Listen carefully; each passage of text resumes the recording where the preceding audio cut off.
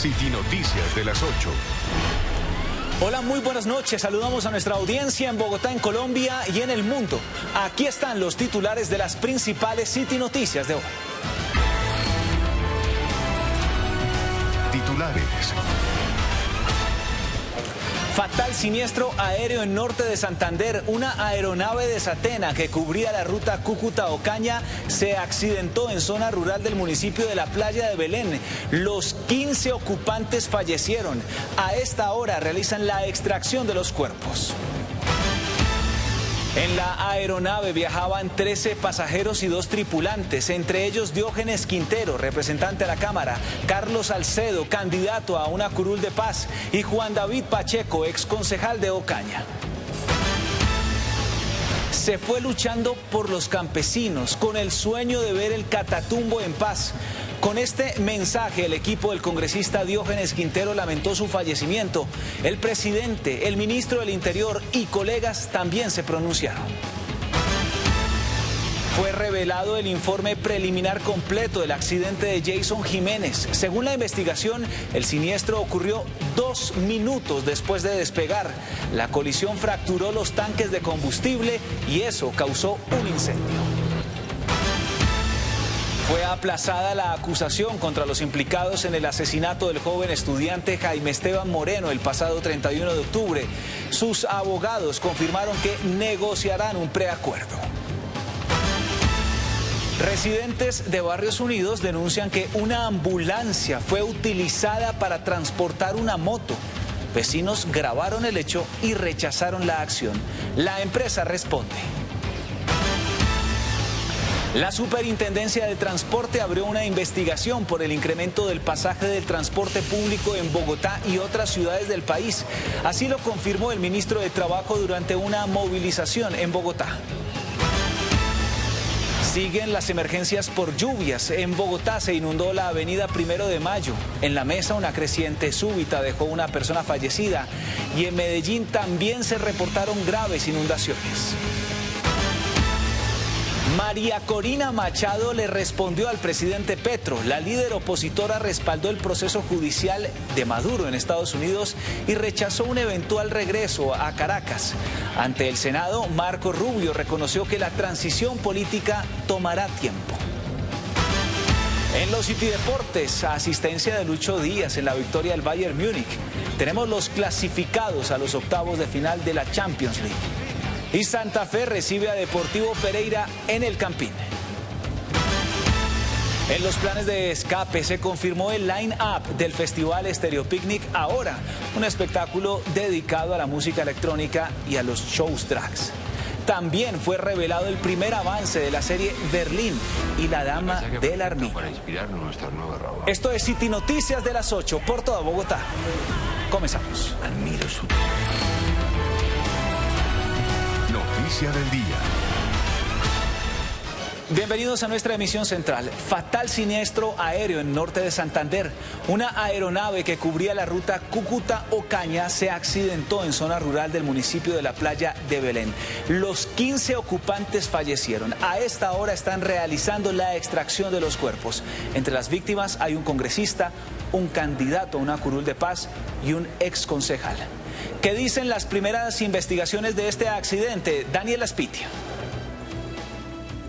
Rafael, televidentes, no son buenas noches. Seguimos muy al pendiente de esta tragedia aérea que hoy enluta a todo el país, luego de confirmarse que no hubo sobrevivientes en el vuelo de Satena que cubría la ruta Cúcuta-Ocaña norte de Santander. Y es que precisamente a esta hora de la noche nos acompaña el coronel Álvaro Bello, quien es el director técnico de investigación de accidentes de la Aeronáutica Civil, para ampliar los detalles de esa investigación. Coronel, muy buenas noches. Cuéntenos, ya tenemos una hipótesis preliminar. Me decía usted fuera de cámara que también se están revisando las condiciones meteorológicas también del clima. Muy buenas noches.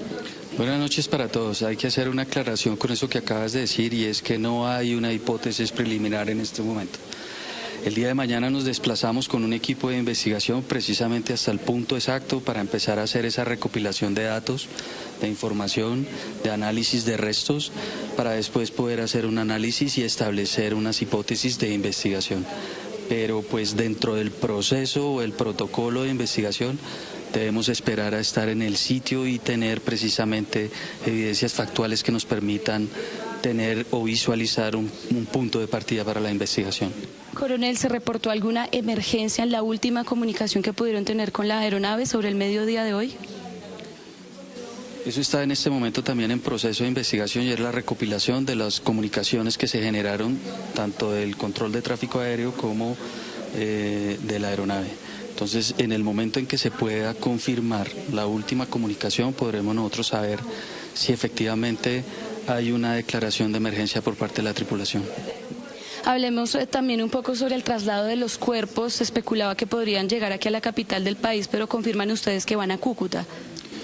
En este momento, los grupos especializados que están ya en el sitio están adelantando el proceso de esa tarea. No va a ser fácil porque pues si las condiciones meteorológicas continúan de la manera como estuvieron estables el día de hoy, en la remoción de los cuerpos pues hay que moverlos un trayecto por tierra hasta llegar finalmente a donde con medicina legal o el CTI se procede a hacer la tarea que corresponde. Por último, este avión de Satena contaba con todas las inspecciones para poder operar. ¿Qué revisión hicieron ustedes? Eso hace parte de un proceso de recopilación de información técnica, de un proceso de análisis de documentación y un proceso de investigación que se adelantará al interior de la empresa administradora de la aeronave.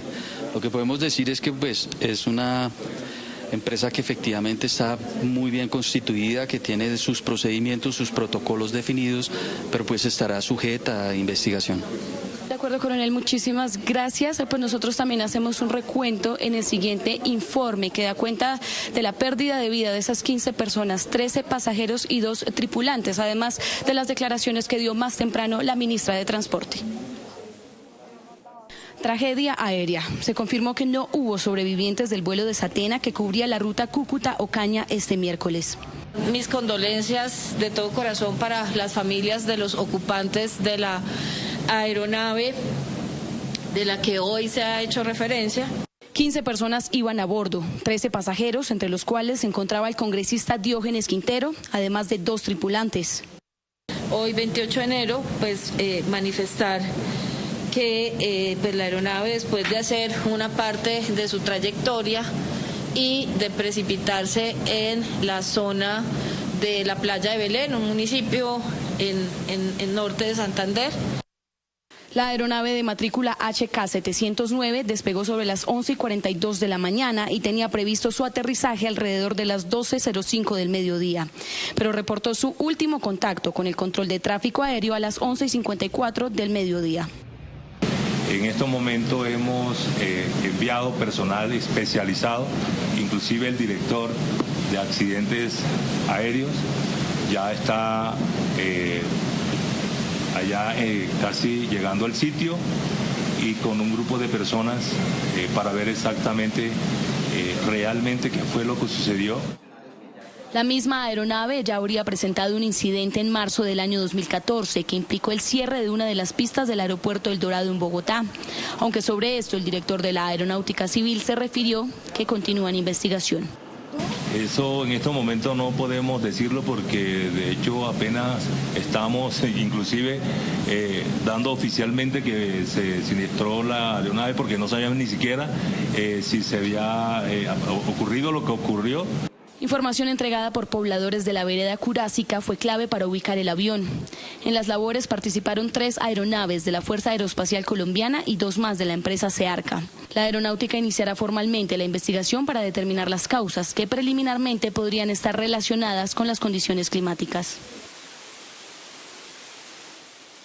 Y es que esta lamentable noticia conmocionó al país entero por la muerte del congresista Diógenes Quintero, también el candidato a curul de paz Carlos Salcedo y el exconcejal Juan David Pacheco, además de todos los 15 pasajeros y tripulantes fallecidos. El presidente Gustavo Petro y otras personalidades se pronunciaron lamentando lo ocurrido.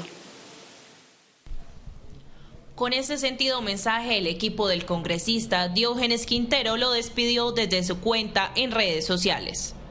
Diógenes era el hombre más sencillo, el amigo más leal y el mejor político que hemos conocido. Era nuestro líder. Se fue luchando por los campesinos con el sueño de ver el Catatumbo en paz. Diógenes nació en Agua Blanca, en la región del Catatumbo. Era abogado especialista en Derecho Administrativo de la Universidad Libre de Cúcuta. En dicha publicación también despidieron a Natalia Costa Salcedo, integrante de su equipo. Nuestra Nata, la que siempre tenía una sonrisa, la que nos cuidaba a todos, la que llenaba de luz cualquier lugar al que llegaba. Se nos fue una amiga incondicional, una gran mujer. Se fueron juntos trabajando por lo que creían, recorriendo esa tierra que tanto amaban. Y es que junto a ellos otras 13 personas perdieron la vida. María Álvarez Barbosa, Carlos Salcedo, Rolando Penalosa Gualdrón, María Díaz Rodríguez, Mayra Avendaño Rincón, Ana Giselle Quintero, Karen Parales Vera, Anirley Julio Osorio, Ginette Rincón, Diógenes Quintero Amaya, Natalia Costa Salcedo, Mayra Sánchez Criado, Juan Pacheco Mejía, Capitán Miguel Vanegas, Capitán José de la Vega. El presidente Gustavo Petro lamentó lo ocurrido. Siento mucho estos muertos, toda mi solidaridad a sus familias y que en paz descansen. Mi abrazo solidario y sincero con las familias que hoy lloran esta pérdida irreparable que enluta a todo el país. El ministro del Interior se sumó a los mensajes de condolencias. Las condolencias a la familia del representante Diógenes Quintero y a los otros tripulantes que iban en el avión de Satena.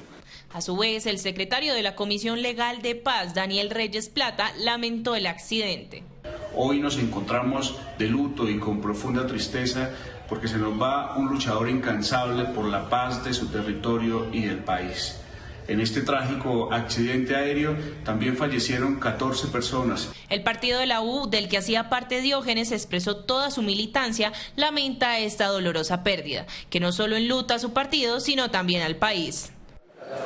Daniela, de otro lado fue revelado el informe preliminar completo del accidente también en una aeronave, pero de Jason Jiménez.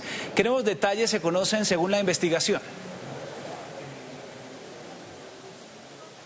Rafael, pues mire, el informe da cuenta de que el siniestro aéreo ocurrió tan solo 2 minutos después del despegue de esta avioneta en Boyacá.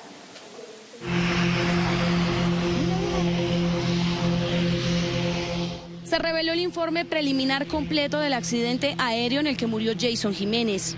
El siniestro ocurrió a las 4:11 de la tarde, tan solo 2 minutos después de que la avioneta despegara a las 4:09. La aeronave quedó localizada a 1.97 kilómetros del umbral de la pista 23 del aeródromo Juan José Rondón. La investigación confirmó que la aeronave perdió altura e impactó el terreno con un relativo alto ángulo elevado. Además, no habrían muestras que señalen que hubo fuego en el aire, sino que se habría causado un incendio tras el impacto contra el suelo y el derrame del combustible. No se evidenció en la inspección del terreno durante el primer impacto muestras de hollín que denotaran un fuego preimpacto. La aeronave Piper 31325 operaba en condiciones técnicas y meteorológicas visuales aptas. Además, no estaba obligada a portar cajas negras. La aeronave accidentada no contaba con registradores de vuelo. La normatividad aplicable no exigía su instalación. Se efectuará una inspección detallada de los restos calcinados para determinar cualquier dispositivo a bordo que tenga memoria no volátil para establecer cualquier almacenamiento de información. Se añadió que el piloto al mando de 38 años contaba con certificado vigente de piloto privado con licencia extranjera, con habilitaciones para avión monomotor terrestre y avión multimotor terrestre. Aunque la Aeronáutica Civil recalca que este informe preliminar no determina las causas, sino que hace parte del proceso de investigación.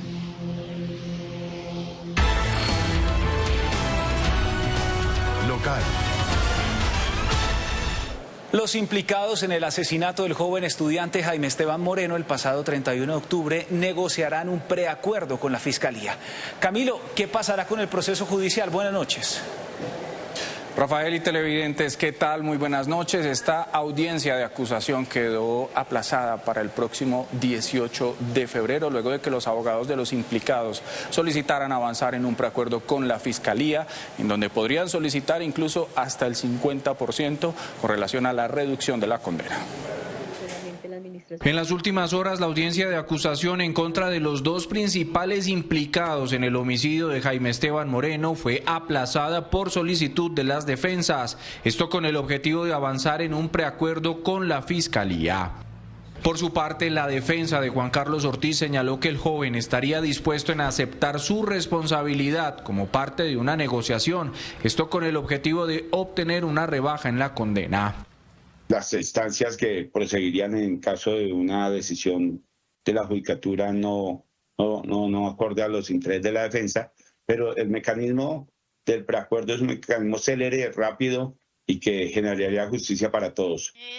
Entre tanto, la jueza a cargo del caso fue enfática al señalar que si bien el preacuerdo es entre la Fiscalía y la defensa de los imputados, deben ser escuchadas las víctimas y sus familias ante cualquier decisión. Su señoría, es cierto que la defensa tuvieron acercamientos con esta delegada fiscal, se les planteó el mínimo de la pena sobre el cual partiría la negociación y anoche sobre las 8 de la noche comunicaron su intención pues de llegar a un preacuerdo. De manera que considera esta delegada pues que no se ha hecho la socialización pertinente. En dicho escrito de acusación y radicado ante la Fiscalía, sostiene que Juan Carlos Ortiz y Ricardo González actuaron en común acuerdo para atacar a Jaime Esteban Moreno una vez salieron de dicho establecimiento nocturno bajo la influencia de Cleidemar Paola Fernández, a quien la Fiscalía le atribuye un rol determinador, hoy prófuga de la justicia. La idea es que todas las partes intervinientes logren un consenso que beneficie no solamente la administración de justicia, sino los intereses de cada uno de quienes representan. Entonces, bajo ese entendido, consideraría, señora juez, más prudente, si usted así también lo dispone, un tiempo que se racionalice en prudencial, no se está pidiendo meses o alguna cosa prudencial. Así las cosas, la defensa podría solicitar que la condena sea reducida hasta la mitad, frente a una condena máxima que en un principio podría alcanzar entre 40 y 50 años de prisión. Dicha audiencia de acusación fue proclamada para el 18 de febrero. Y es que en el marco de este proceso judicial, por primera vez, la mamá de Juan Carlos Suárez, uno de los implicados, rompió el silencio. Pidió perdón a la familia de Jaime Esteban y confía que el proceso en contra de su hijo avance en el marco de la ley. En el marco del proceso judicial y ante un eventual preacuerdo con la Fiscalía, por primera vez la mamá de Juan Carlos Suárez rompe el silencio y habla sobre el caso que enfrenta a su hijo y el dolor que atraviesan las familias involucradas. Es duro la tragedia para su señora madre, a quien le pido muchas disculpas, y a su hermano y a su familia, porque pues igual yo lloro porque el uno en el cementerio y el otro privado de la libertad.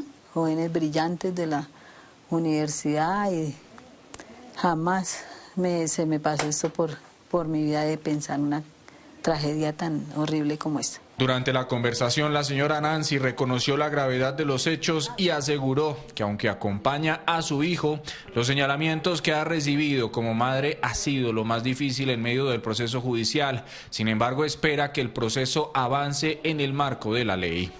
Enfrentar todo lo que hicieron con él, como lo atacaron, lo despedazaron, lo inhumanizaron, lo bajaron a la mínima expresión, sabiendo que nosotros también somos colombianos y tenemos derechos y deberes en este país. Asimismo recordó cómo aquella mañana del 31 de octubre recibió la noticia, una que jamás pensó que viviría. Un señor agente me llamó a las 7 de la mañana, me informó sobre el caso de Juan Carlos y yo estaba en mi cama y quedé ahí sentada pensando y me dijo hay que llevarle unos elementos y pues quedé petrificada, ¿no? Dichas declaraciones se dan mientras la audiencia de acusación permanece aplazada a la espera de que la Fiscalía defina si habrá o no un preacuerdo. Entre tanto, este caso sigue enmarcado por el dolor y la búsqueda de la verdad para las familias involucradas. Y un nuevo giro tomó la investigación relacionada con la muerte del menor de 11 meses en el municipio de La Calera. El padre fue presentado en las últimas horas ante un juez de control de garantías. ¿Qué detalles tiene de este proceso, Camilo? Efectivamente, Rafael, en horas de la tarde fue presentado ante un juez de control de garantías el papá del menor para la fiscalía. Él sería el presunto responsable de haber abusado sexualmente de su propio hijo. Por supuesto, no aceptó los cargos imputados, sin embargo, aceptó que se le hiciera una prueba de ADN. Un nuevo giro inesperado toma la investigación por la muerte de Lian Gael, el menor de 11 meses de edad, en el municipio de La Calera, Cundinamarca, luego de que las autoridades materializaran la orden de captura en contra de Michael Steven Rodríguez Ayala, padre del menor. Nosotros conocimos aproximadamente el 95% de los elementos materiales probatorios, como los informes a policía judicial. Nunca conocimos la necropsia que se realizaron. Sí teníamos conocimiento de los resultados, también teníamos conocimiento de unos informes de complementación, pero como tal y técnicamente no sabíamos el contenido de esa necropsia. En el marco de esta investigación, el día de hoy se llevaron a cabo las audiencias de legalización de captura. La Fiscalía le imputó el delito de acceso carnal violento agravado en concurso de acto sexual agravado, cargos que no fueron aceptados. En el expediente conocido por nuestro sistema informativo, con base al informe realizado por unidades del Cuerpo Técnico de Investigación Criminal, en la zona íntima del menor se hallaron al parecer signos de violencia. La verdad, a mí no me han mostrado ningún elemento probatorio que diga que el papá es responsable de esto. No me lo han mostrado, por eso exijo a las autoridades que por favor hagan un llamado, que por favor estén atentos a esto, y la Procuraduría General de la Nación, que como yo dije en un primer momento, hice un llamado que investigar el caso, que vigilar el caso, por favor, hoy lo hago más que nunca. Recordemos que este trágico hecho ocurrió el pasado 29 de septiembre, luego de que el menor fuese dejado en un centro de estimulación temprana ubicado en dicho municipio. Horas después fue llevado a un centro médico donde se confirmó su fallecimiento. Me están humillando y me están pisoteando, y es mi hijo. Y como lo digo y lo dije desde el primer momento, hoy puede ser Lian, pero mañana puede ser otro niño. Por favor, las personas que de verdad tienen la culpa, porque lo sacaron fallecido del centro de estimulación, y cómo va a ser posible que ahora me digan que es mi pareja que tiene la culpa. Finalmente, en medio de la diligencia, el papá del menor y hoy procesado aceptó de manera unilateral que le realizaran una prueba de ADN y de esta manera verificar si coincide con los fluidos encontrados por las autoridades en el cadáver. El día de mañana se tiene prevista nuevamente la audiencia de medida de aseguramiento. Se emitió un auto de formulación de cargos en contra del gimnasio campestre Los Laureles por el caso de Valeria Afanador. Oriana, ¿qué significa esto y qué sigue en el proceso? Buenas noches. Rafael, muy buenas noches. Mire, el proceso sigue adelante con la etapa probatoria. Es allí donde se practicarán pruebas documentales testimoniales y se realizará el análisis del material de videovigilancia que está relacionado con el caso. Se espera para marzo se dé una decisión. La Gobernación de Cundinamarca avanza en la investigación administrativa contra el gimnasio campestre Los Laureles por el caso de Valeria Afanador en Cajicá. El representante legal de la familia confirmó que recibió recientemente este radicado en el que se informa que desde noviembre pasado fue emitido un auto de formulación de cargos contra la institución. Significa que la formulación de cargos está basada en pruebas que evidencian la falta de requisitos y la garantía de protección de todos los niños, y en específico de Valeria. De acuerdo con el apoderado, el documento equivale en términos administrativos a una acusación por presuntas negligencias en el cuidado de la menor. Le pedimos a la gobernación que la decisión final, la sanción, sea el cierre definitivo de la institución. Además, señaló que esta actuación se suma a otras decisiones como la medida cautelar de la CAR. Como se lo hemos hecho de la Fiscalía, esta omisión, esta falta de cuidado, esta falta de tutela y protección de Valeria fue la que derivó en su asesinato. Esto no puede quedar en impunidad. Se espera esta etapa probatoria concluya el 23 de febrero de 2026, fecha a partir de la cual se abrirá el término para la presentación de alegatos de conclusión y se llegue a la emisión de una decisión de fondo. Las autoridades realizaron hoy un megaoperativo en la zona de tolerancia del barrio Santa Fe. Más de 1.200 uniformados se tomaron el sector. Juan José, ¿qué detalles y qué resultados dejó esta intervención? Rafael, buenas noches. El operativo se dio en lugar que, según las autoridades, funcionaba bajo la fachada de Pagadiarios. Pero, ¿qué resultados dejó la intervención? Es lo que me pregunta. Aquí se lo contamos. Armas de fuego traumáticas y cortopunzantes, 30 cartuchos de munición, estupefacientes, 21 celulares y cerca de 2 millones de pesos producto de actividades delictivas fue la incautación que autoridades de policía con apoyo de Migración Colombia lograron mediante una megatoma en zona de tolerancia del barrio Santa Fe de la localidad de Los Mártires en pleno centro de la ciudad. Estamos realizando esta operación con 1.200 policías de varias especialidades, los cuales venimos a generar un control, disuasión entre las calles 19 a la 24 y de la 14 o Caracas a la 17, con el objetivo de identificar personas, identificar pagadiarios. En el operativo fueron detenidos 3 ciudadanos extranjeros con antecedentes judiciales, los cuales serán expulsados de Colombia y entregados a su país en los próximos días. Se está haciendo la identificación de cada uno de los individuos que no pudo demostrar su identificación para que Migración Colombia haga las veces en relación con la aplicación de la ley de esos migrantes. Si creen los delincuentes que en Bogotá hay un espacio donde las autoridades no van a entrar y hacer verificaciones, están muy equivocados. En lo corrido del 2026, la Policía Metropolitana de Bogotá ha incautado 46 armas de fuego y 192.806 gramos de estupefacientes mediante diferentes operativos en la capital del país. En la localidad de Teusaquillo se registró una persecución que dejó la captura de 2 señalados delincuentes. ¿Cómo ocurrieron estos hechos, Camilo? Rafael, de acuerdo con las autoridades, este hecho delictivo inició en la localidad de Santa Fe, esto en inmediaciones al Centro Internacional. Inicialmente se hablaba de que era un fleteo, sin embargo se pudo confirmar a través de la policía que estos señalados delincuentes le habrían robado un teléfono a un ciudadano que se encontraba en el sector. Es ahí donde inicia toda esta persecución y finalmente es en la localidad de Teusaquillo que las autoridades logran la captura de los presuntos responsables, hallando el teléfono celular y regresándoselo, por supuesto, a la víctima. Los hoy capturados fueron dejados a disposición de la Fiscalía. En este momento, la Policía Metropolitana de Bogotá tenemos aproximadamente una reducción del 50% en hurto a personas, en sus diferentes modalidades. Exactamente en el hurto a celulares tenemos una reducción del 19% con respecto al año anteriormente. Local. Gracias por continuar con nosotros. Residentes de Barrios Unidos denuncian que una ambulancia fue utilizada para transportar una moto. Vecinos grabaron el momento y rechazaron esta acción. ¿Qué dijo la empresa, Oriana?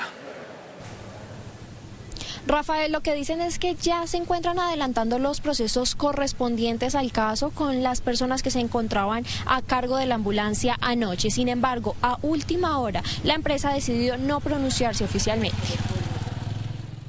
Y es que en vez de grúa utilizaron una ambulancia para transportar una motocicleta. Sobre las 10 de la noche en el barrio Concepción Norte, los residentes alertaron de esta irregularidad. Me pareció curioso, no sé qué servicio estaban prestando cuando de pronto había una moto ahí parqueada y de un momento a otro la subieron a la ambulancia. Me pareció algo pues extraño, que eso no se debe hacer. Como quedó registrado en cámaras de seguridad, la ambulancia llegó, se acomodó y posteriormente se ve a 3 personas haciendo espacio dentro de esta para así subir la moto. Habían aproximadamente como unos 3 hombres y había una mujer. Nuestro sistema informativo se comunicó con la empresa a cargo de la ambulancia, quienes afirmaron que ya se adelanta el debido proceso contra las personas que se encontraban encargadas. Sin embargo, no se pronunciaron oficialmente. Asimismo, afirmaron que ya se adelanta el debido proceso contra las personas que se encontraban encargadas. Sigue el fuerte rifirrafe entre las carteras de educación de Colombia y Bogotá por el pago de los docentes aquí en la capital. Juan José, ¿qué pasó hoy? ¿Finalmente lograron pagar? Rafael, el ministerio dice con soporte de pago que ya consignó el dinero del Sistema General de Participaciones para los docentes. Sin embargo, la secretaria de Educación del distrito insiste en que el dinero no se ha desembolsado aún. Mientras tanto, los maestros siguen sin pago. Un fuerte choque en redes sociales tuvo como protagonistas a la secretaria distrital de Educación, al alcalde de Bogotá y al ministro de Educación del país, donde denunció que el ministerio aún no había girado los recursos del Sistema General de Participaciones destinados al pago de los docentes del distrito. Frente a esto, el ministro de la cartera se pronunció. Con mala intención, la Secretaría de Educación de Bogotá propagó por todos los medios una mentira. Acá la evidencia de que el giro de salarios de los maestros ya se hizo en los términos que invoca la ley. En campaña electoral saben nuestros adversarios que encontrarán todos los micrófonos para atacar al gobierno. La Secretaría debería actuar con transparencia. Luego fue el alcalde Carlos Fernando Galán quien desmintió la versión del ministro. Ministro, parece que le están informando mal en su propia cartera. A la fecha no hemos recibido el giro.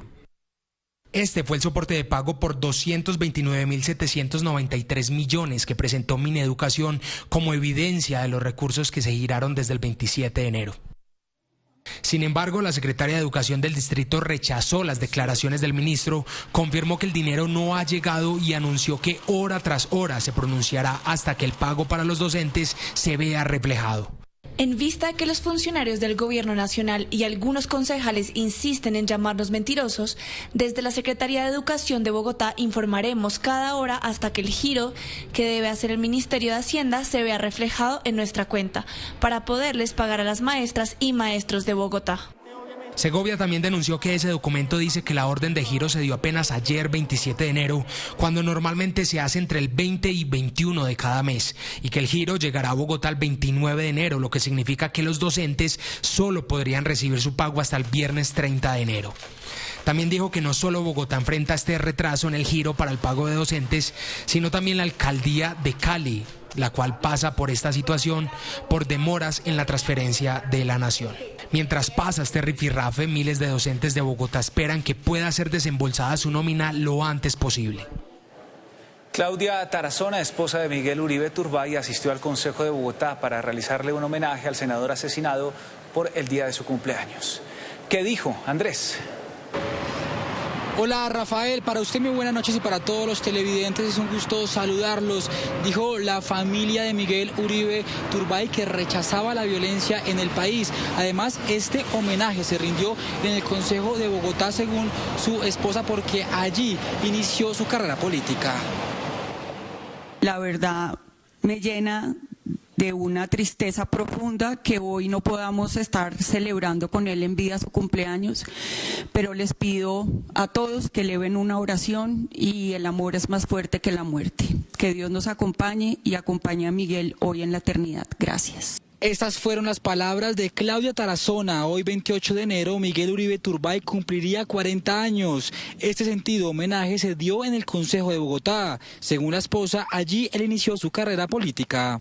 Aquí comenzó todo, comenzó esa vida extraordinaria política de Miguel, donde hizo sus primeros pasos y donde tuvo la oportunidad de brillar y convertirse en el político único y maravilloso que fue y que desafortunadamente a causa de la violencia que hoy estamos viviendo en el país, pues ya no podemos celebrar su cumpleaños número 40. La hija de Claudia Tarazona rechazó la violencia en el país. Hoy es uno de esos días que me estrellan contra la realidad de que no estás, de que no cumpliste más años, de que no llegaste a tus 40 años. Hoy no solo te recordamos, también rechazamos la violencia que te arrancó de nuestras vidas. Feliz cumpleaños, Miguel. Te amo hasta el cielo y más allá. Andrés Barrios, concejal de Bogotá y quien acompañaba a Miguel Uribe el día del atentado, también se pronunció. Hoy el corazón duele al no poder decirle feliz cumpleaños. Miguel, influenciaste mi vida con tu liderazgo, tus principios y tu carisma. Caminar 10 años a tu lado fue todo un privilegio. En cuanto al magnicidio de Miguel Uribe, las autoridades continúan las investigaciones para establecer quiénes fueron los autores intelectuales. La Secretaría de la Mujer entregó el reporte de feminicidios y violencia contra la mujer. En 2025 ocurrieron 109 asesinatos contra mujeres. Andrés, ¿qué otros datos reveló este informe? La Secretaría de la Mujer también informó que cerca del 47% de los feminicidios son cometidos por parejas o exparejas de las víctimas. En 2025 ocurrieron 20 casos de feminicidio. Este delito tuvo una reducción del 2% en comparación al 2024, en el que se cometieron 22 casos. Donde encontramos que el 100% de los agresores en los casos son hombres. El 47% de los casos, si no estoy mal, son parejas o exparejas. El 80% de los feminicidios cometidos en 2025 se registraron en 5 localidades: San Cristóbal, Barrios Unidos, Bosa, Ciudad Bolívar y Kennedy. Además, en 5 casos de feminicidio, las víctimas tenían entre 25 a 29 años. En estas localidades también es donde hay una mayor valoración de casos de alto riesgo. Entonces es allí donde hay, digamos, más actitudes violentas contra las mujeres, y es allí donde estamos concentrando mucha atención y muchas acciones de la Secretaría. Entre enero y diciembre se cometieron 109 asesinatos a mujeres. 1 de cada 5 asesinatos contra las mujeres es un feminicidio. Esto significa que es un delito que lo hace la expareja o la pareja sentimental. Hemos aumentado el número de atenciones. Tenemos más de 77 puntos en la ciudad donde las mujeres pueden acercarse a ser atendidas y denunciar que son víctimas de violencias. La Secretaría de la Mujer realizó más de 389.000 atenciones a mujeres. El 60% fue por situaciones relacionadas con violencias. Y continúan las emergencias a causa de las intensas lluvias en Bogotá y también en Cundinamarca. Juan José, ¿por qué está lloviendo tanto? ¿Qué dice el IDEAM y cuál es el pronóstico? Rafael, según la entidad, la situación actual responde, entre otros factores, a la continuidad de ciertos patrones climáticos vinculados con la Niña a escala mundial. Si bien en Colombia aún no se ha declarado formalmente el inicio de este fenómeno, sí persisten señales de su impacto en las condiciones del Océano Pacífico ecuatorial. Días pasados por intensas lluvias han padecido los habitantes del altiplano cundiboyacense. El Instituto de Hidrología, Meteorología y Estudios Ambientales advirtió que durante estos días la ciudad será uno de los epicentros de la actividad lluviosa en el país. Pero, ¿qué está sucediendo exactamente con el clima de Bogotá? Así lo explicó el jefe encargado de pronósticos y alertas del IDEAM. Lo que pasó es que hemos tenido algo de ingreso de humedad desde la parte sur del territorio nacional. Esto ha ayudado a que tenemos algunas cosas de los vientos como han cambiado con respecto a la climatología. Esto ha ayudado a que tengamos aumento de la nubosidad, aumento también de la humedad en niveles bajos, y esto pues ha ayudado a que tengamos unas lluvias importantes generalizadas en Bogotá. Este es el panorama que tuvieron que vivir transeúntes, conductores, comerciantes, pasajeros y habitantes de la avenida 1 de Mayo a la altura de la carrera 27 por inundaciones, especialmente sobre el carril oriente-occidente. Bomberos tuvieron que cerrar la vía por inundación en la calzada, lo que además provocó graves dificultades con el tráfico vehicular en la zona. La situación se dio sobre la 1 de la tarde de hoy y fue solucionada sobre las 3:30 de la tarde. Por otro lado, se presentó una emergencia en el municipio de La Mesa, Cundinamarca, por creciente súbita de la quebrada El Rodeo en la vereda La Trinidad, sector Puente Roto. Según informes de la Corporación Autónoma Regional de Cundinamarca, en el lugar se evidenció el taponamiento del afluente por la caída de árboles, situación que derivó en represamientos de agua. Y también se presenta un incidente en la cual lamentablemente se ve afectada la vida de una persona que iba atravesando la quebrada y lamentablemente su vehículo fue arrastrado hasta el Bosculver de la vía principal. El invierno también provocó estragos en la vía Bogotá-Choachí, donde unidades de socorro adelantan la remoción de tierra, árboles y rocas que quedaron a la altura del kilómetro 5. ¿Qué sucederá con el clima? Es lo que se preguntan los ciudadanos luego de las contingencias provocadas por las diferentes emergencias en la región. Con respecto a los pronósticos, los modelos nos están mostrando que las lluvias van a persistir por lo menos finalizando enero y la primera semana de febrero. Se espera que a partir de la primera semana de febrero comenzamos a ver una disminución importante en la nubosidad y en las lluvias. La entidad confirmó que hay una alta probabilidad de pasar de las condiciones actuales similares a la Niña hacia un estado neutral del fenómeno conocido como ENSO, el Niño Oscilación del Sur, entre enero y marzo del 2026, por lo que los efectos residuales en las precipitaciones disminuirían progresivamente. La alcaldía local de Suba investigará a los operadores que recolectan residuos peligrosos en establecimientos comerciales. Esto luego de operativos adelantados en el sector. ¿Cuántos operativos van, Juan José? Ha dicho la alcaldía local de Suba que en lo corrido de 2026 han realizado 4 operativos a clínicas estéticas y también a veterinarias. Tras denuncias de la ciudadanía, entidades distritales realizaron un operativo a una veterinaria en la localidad de Suba. En los alrededores hallaron jeringas, agujas y gasas con sangre. El alcalde local de Suba informó que iniciarán investigaciones. Cada establecimiento de este tipo de actividades siempre tiene un gestor, que es el operador de aseo de este tipo de residuos. Así que vamos a involucrar en una campaña no solamente a estos establecimientos comerciales, sino también a los gestores que les estén haciendo esta operación a los negocios de Suba. Vamos a investigar todo lo que nos sea necesario porque el espacio público no es basurero de nadie y menos para este tipo de residuos. En lo corrido del año en la localidad de Suba han realizado 4 operativos a establecimientos comerciales que son generadores de residuos infecciosos y de riesgo biológico. Hemos recibido por redes sociales 2 clínicas de estética, ahí actúa Secretaría de Salud y Secretaría de Ambiente, y 2 de veterinarias, que tienen que ver con la actuación del IPIVA o del Instituto de Protección y Bienestar Animal y de Secretaría de Ambiente junto con la alcaldía. Hay gente que vive de recuperar los residuos que son aprovechables y si una de estas personas llega a tocar una de estas agujas o llega a sacar todo el líquido de sangre que hay dentro de uno de los tubos que hemos encontrado, pues puede haber una transmisión de enfermedades. Por otra parte, desde la alcaldía de Suba hicieron un llamado a seguir denunciando casos de maltrato animal. Esto luego de recibir 2 denuncias en el barrio Santa Cecilia. ¿Una evidencia de cuánto recibe a quién? Nos llegaron 2 denuncias muy particulares, una de una canina incinerada y otra de un animal macheteado. Y lo que estamos haciendo es una investigación porque el IPIVA nos determina a nosotros unos procedimientos junto a una parte muy especial de la policía que está dedicada desde la Policía Ambiental y Policía Carabineros a investigar este tipo de casos, así que estamos de la mano de estas 2 entidades trabajando para encontrar a los culpables. Si conoce algún caso de maltrato animal puede denunciarlo a la línea de emergencias 123 o en las páginas oficiales de la alcaldía local de Suba. En Panamá, en el Foro Económico Internacional de América Latina y el Caribe, el presidente Petro se volvió a referir a la captura de Nicolás Maduro. ¿Qué dijo el jefe de Estado, Alejandra?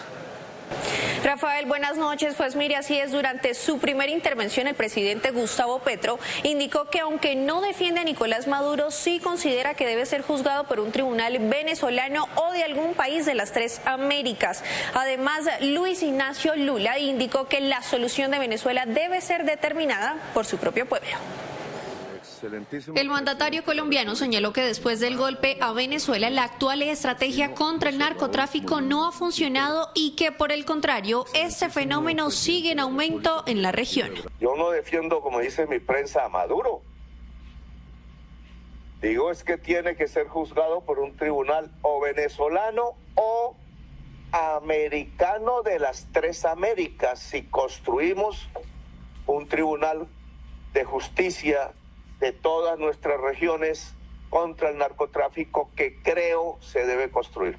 Desde la oposición venezolana, María Corina Machado respondió a Petro y rechazó que Maduro sea devuelto a Venezuela para ser juzgado, respaldando el proceso judicial abierto en Estados Unidos. Yo me pregunto si el presidente de Colombia está al tanto que cualquier juez en Venezuela que emita una sentencia contraria a los intereses del régimen sabe que puede terminar como terminó la última juez que emitió una sentencia contraria al régimen, María Lourdes Afiuni.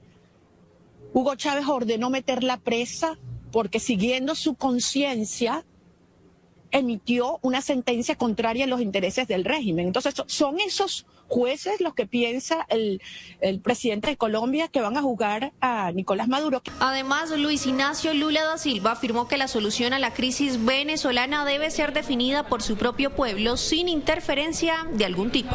Porque quienes encontrarán una solución para el pueblo de Venezuela son el pueblo. El pueblo venezolano no será Brasil, no fue Estados Unidos, será Venezuela. Y tenemos que ser ser pacientes y ayudar para que el pueblo venezolano pueda cuidar de su propio destino. Sin embargo, María Corina Machado añadió que la aplicación de la justicia internacional es clave para el futuro de Venezuela y que es necesario respaldar este proceso, pues es fundamental para la estabilidad de toda la región. Y en noticias nacionales, otro enfrentamiento entre disidencias de las FARC de alias Calarca y la Segunda Marquetalia en San Vicente del Caguán dejó 2 muertos, entre ellos alias Jason. Más noticias del país. En un operativo, la fuerza pública abatió a alias 07, uno de los cabecillas del Clan del Golfo en el Magdalena. El hecho ocurrió durante un enfrentamiento armado en zona rural de Sabanas de San Ángel, donde participaron la policía, la fiscalía y la fuerza aérea. Alias 07 era señalado de múltiples homicidios, extorsiones y controlar rutas del narcotráfico en el Caribe colombiano. Para el gobierno, este resultado representa un duro golpe a la estructura criminal del Clan del Golfo en el departamento, aunque advierte que las operaciones contra estas organizaciones continúan. Medellín continúa atendiendo las emergencias provocadas por las fuertes lluvias que han dejado inundaciones, caída de árboles y afectaciones en la movilidad, especialmente por el desbordamiento de la quebrada La Presidenta en el poblado. Hasta el momento, las autoridades confirman que no hay personas heridas, fallecidas ni desaparecidas. El alcalde Federico Gutiérrez aseguró que todas las autoridades ya se están haciendo cargo de las diferentes situaciones registradas en la ciudad. Todos los equipos de alcaldía, incluyendo bomberos, incluyendo movilidad, infraestructura y EPM, ya están trabajando. Desde acá estamos haciendo monitoreo a cada una de las situaciones. Las autoridades mantienen el llamado a la ciudadanía a reportar emergencias y seguir las recomendaciones oficiales ante posibles nuevas lluvias. Tras el asesinato de un joven hincha del Atlético Bucaramanga luego del Clásico del Oriente, hoy se conocen nuevas reacciones oficiales. El joven murió tras ser atacado en medio de disturbios posteriores al partido, un hecho que ha generado rechazo a nivel local y nacional. El alcalde de Bucaramanga se pronunció condenando lo ocurrido. Como alcalde de Bucaramanga, quiero exigirle a las autoridades que identifiquen, capturen y judicialicen a los responsables de este crimen. No puede haber ningún tipo de impunidad. A esta condena se sumaron Atlético Bucaramanga, Cúcuta Deportivo y la DIMAYOR, que rechazaron el crimen y pidieron que el fútbol vuelva a ser un espacio de convivencia. Las autoridades avanzan en la investigación para esclarecer los hechos y dar con los responsables. Las centrales obreras y sindicatos de trabajadores realizaron un plantón en el centro de la ciudad. ¿Qué es lo que exigían, Andrés? Rafael, mire, este plantón inició a las 4 de la tarde. Los sindicatos defendían el salario mínimo vital, esto debido a que el Consejo de Estado admitió una demanda. La Central Unitaria de Trabajadores, la Confederación General del Trabajo y otros sindicatos se citaron al frente del Palacio de Justicia para defender el salario mínimo vital. Y la Constitución Nacional le da al presidente de la República el mensaje de que debe haber remuneración mínima, vital y móvil. Así está consagrado, de tal manera que legal y constitucionalmente no hay ninguna anomalidad y por tal motivo vamos a defender y le estamos diciendo al Consejo de Estado que lo tiene que declarar legal. Teniendo en cuenta que si hacemos análisis, lo que siempre ha pasado con el salario mínimo, lo que ha hecho es precarizar a la sociedad colombiana. Es terrible que ellos con esos salarios tan altos quieran quitarle un salario mínimo a las personas más, a los trabajadores, o sea, la fuerza de las empresas colombianas. El ministro del Trabajo hizo presencia en el plantón e informó que muchos de los trabajadores ya empezaron a recibir el salario mínimo decretado por el gobierno nacional. Hoy, a estas alturas, ya el salario vital es un derecho adquirido. Toda vez que ya recibieron su primera quincena, van a recibir su segunda quincena y eso ya constituye un derecho que no puede ser desmontado por una decisión judicial. No han habido despidos masivos, incluso hay empresas que ya han dicho que están pagando el salario vital y que están mejorando sus ingresos y sus negocios. Señaló que el aumento del salario mínimo vital no ha generado consecuencias. Iba a haber una catástrofe, no ha habido una catástrofe. No ha habido una presión inflacionaria. Los precios de los alimentos, por ejemplo, se mantienen. Ha habido fenómenos especulativos sobre los cuales estamos actuando con absoluto rigor. Por ejemplo, la Superintendencia de Transporte ya aperturó investigaciones por el incremento desmedido y oportunista, echándole la culpa al salario vital del transporte público en Bogotá y en buena parte de las ciudades de Colombia. Recordemos que el Consejo de Estado admitió una demanda de nulidad del decreto del incremento del salario mínimo vital. El proceso se encuentra en etapa de trámite para ser evaluada. Internacional. Buenas noches, bienvenidos a la información internacional. El ministro de Relaciones Exteriores de Irán aseguró que responderá de manera contundente ante cualquier acción militar de Estados Unidos. Esto después de que Donald Trump advirtiera que el tiempo se agota para alcanzar una negociación. Más noticias del mundo a continuación. El secretario de Estado de Estados Unidos, Marco Rubio, declaró ante la Comisión de Relaciones Exteriores del Senado que espera restablecer pronto las relaciones con Venezuela y trazó un futuro optimista para el país caribeño después del derrocamiento de Nicolás Maduro. Tenemos un equipo sobre el terreno evaluándolo y creemos que muy pronto podremos abrir una presencia diplomática estadounidense allí, lo que nos permitirá contar con información en tiempo real e interactuar. La tormenta Christine dejó al menos 4 muertos en Lisboa, Portugal, según un balance actualizado de los servicios de emergencia. Las intensas lluvias y vientos también azotaron a Leiria, otra ciudad del país, dejando a su paso cuantiosos daños materiales. Me desperté sobre las 5 de la mañana con el viento y el ruido de cosas afuera. Me quedé en mi habitación, no podía hacer nada. Pero por la mañana, al salir, tomé la autopista para llegar aquí, lo que me llevó 3 horas por todos los árboles caídos en la carretera. Líderes latinoamericanos como Daniel Noboa de Ecuador, Gustavo Petro y el presidente electo de Chile, José Antonio Kast, estuvieron en el Palacio de las Garzas en la ciudad de Panamá tras participar en un foro económico regional que reunió a mandatarios y representantes internacionales para analizar los retos económicos, la integración regional y el desarrollo de América Latina, en un contexto de desafíos globales y cooperación entre países.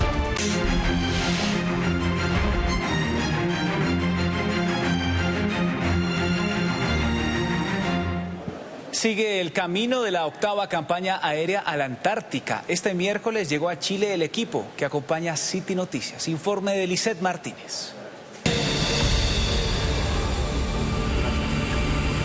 En medio del frío de la madrugada, desde la base aérea del Comando Militar CATAM, al menos 80 personas, entre investigadores, tripulación y personal de apoyo, emprendieron camino hacia Chile para dar inicio a la 8ª campaña aérea antártica.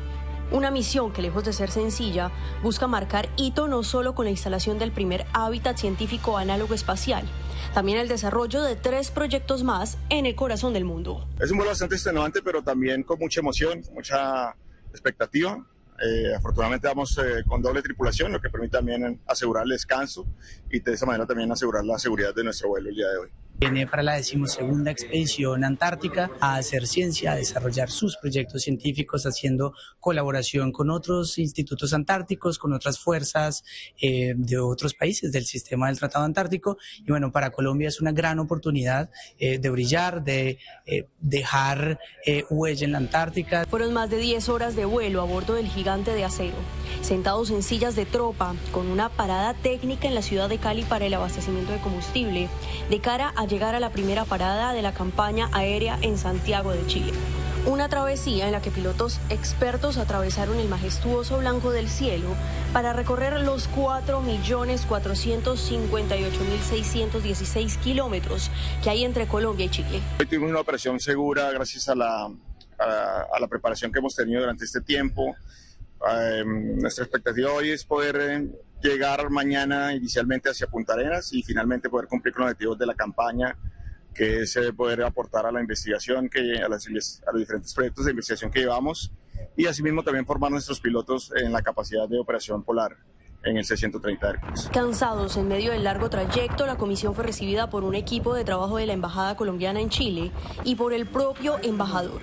quien tras resaltar la importante misión que están por cumplir estas 80 personas, recibió de manos del comandante de la campaña antártica una placa conmemorativa que simboliza el gran valor de la expedición a la Antártica para el país. Para Colombia es muy importante porque es un trabajo que se viene desarrollando hace ya un tiempo. Colombia lleva 12 expediciones, Colombia ya hace 2 años empezó, digamos, desde hace 2 años es parte del SCAR, el Comité Científico del Tratado Antártico, y hace parte también del COPNAP, que es el Comité de Apoyos Logísticos y Operativos del Sistema del Tratado Antártico.